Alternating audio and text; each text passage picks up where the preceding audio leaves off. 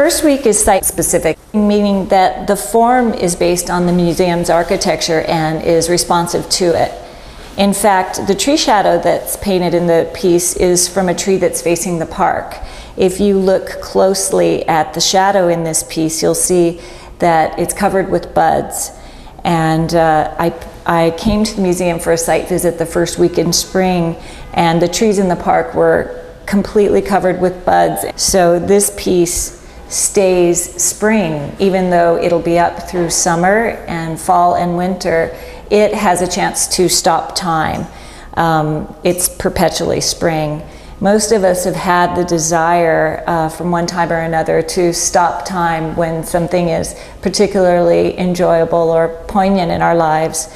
So this piece is about that very human desire.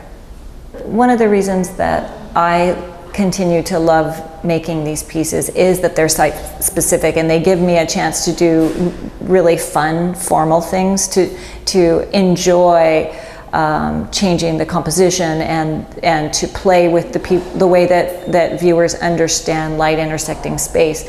But the thing that most interests me about making these pieces is a chance for people to enjoy not knowing. To look at a piece, to look at something and absolutely understand what it is, believe it entirely, and then just a second later not believe it, not know, and then come through the other side to understanding that it's a painting.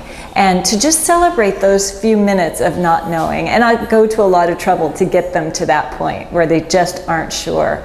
I rarely cite them right next to southern light, something that's going to be raking the piece all day long. And that's partly because I have to paint it in such a way that every brushstroke, no brushstroke can show, or there's no time where the viewer will believe the piece. They'll immediately see it as a painting.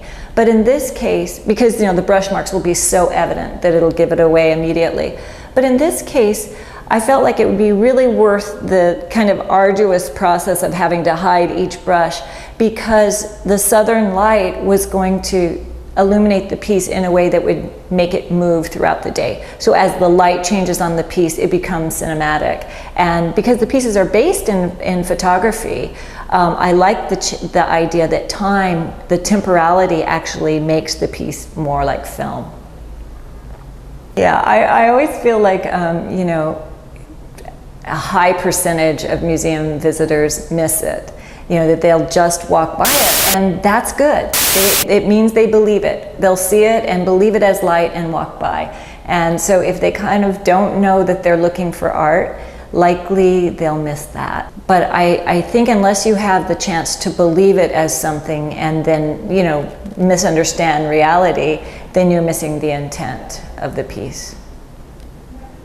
Cool. That's a good